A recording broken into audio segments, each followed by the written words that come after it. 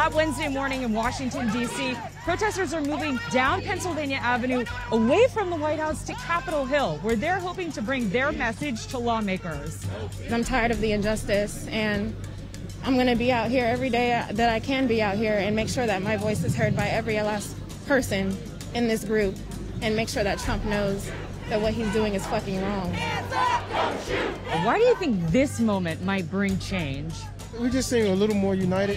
People are seeing that the injustice of the police brutality, our crazy administration, it needs change. National lawmakers, and basically only Democratic ones, have been pushing for various legislative ways to curtail police brutality. Financial incentives for states to require fair and impartial police training. Independent prosecutors to conduct investigations into deadly use of force, and demilitarizing local police forces. Senator Elizabeth Warren showed up outside the White House protest on Tuesday evening. We need national standards on policing and the use of force. A chokehold, for example, should be unlawful anywhere in this country. We could do that in Congress. We could pass those laws. We could put money behind it to help with training.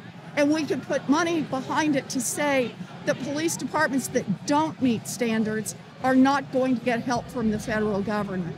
It's not enough just to say this is terrible and we're all opposed to racism. We have to make real change.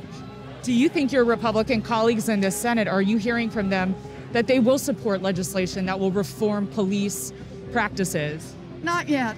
I don't think they're going to make changes until they hear from you, until they hear from people who are out here on the street, here in Washington and all across this country. A lot of the legislation introduced this week is old stuff the Democrats have tried before.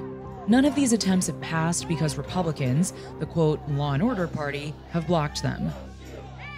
But the truth is, these killings have happened while Republicans and Democrats have been in charge.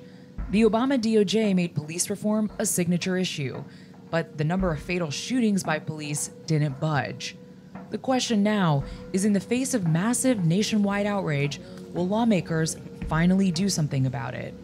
Are you hopeful that this movement right now will actually have an effect on policy? I want to be hopeful. I think Black people have been upset and angry and protesting for a long time. I think you see more solidarity now. But at the same time, I feel like we had mass movements after Ferguson, after Freddie Gray was murdered, after Eric Garner. We had so many protests and movements, and we see so little policy change. So I'm not that optimistic that we'll see anything that substantial.